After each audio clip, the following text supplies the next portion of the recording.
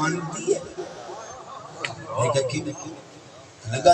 جست اقدس کربلا میں ہو، سر اقدس کوفہ میں ہو، عقل تو نہیں مانتی، میں کہ ہوگی تو مانے گی۔ حضرت زید بن ارقم جنہاں دے گھر عمر پاک اسلام لے وہ فرمانے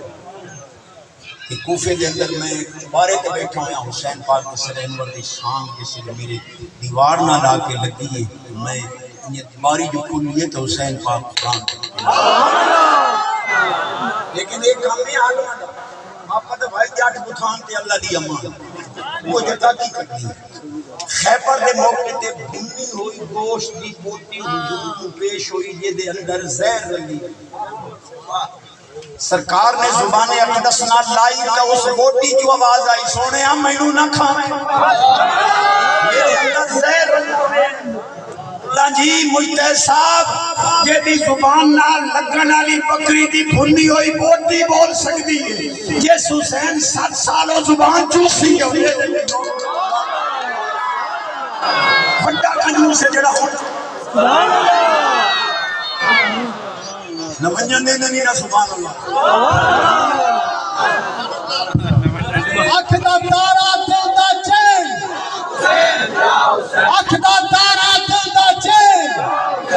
اکھ دا تارا دل دا چین مناظر اسلام علامہ عبدالحمید چشتی سے جامعہ کاشف العلوم جماعت اہل سنت پاکستان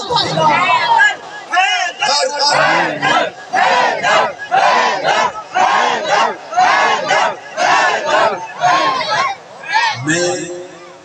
ان علماء دی مکی دی مٹی ہو جاؤں تو میری سعادت ہے، لیکن میں جتھے گیا الحمدللہ اعزاز ملے ہے کہ حسین پاک دی غلامی کرن والا عظمت اہل بیت دا طرفدار ہے۔ پچھلے سال بھی جامعہ نظامیہ شیخ پورہ میں گیا، تقریباً 2,500 علماء تو 31 اگست نہ خود دوبارہ وقت یوم رضا دی تاریخ ہے، لیکن میں دسنا یہ چاہنا کہ کوئی فضل یزیدی دا طرفدار کدائیں میری یہ سیدھی سنے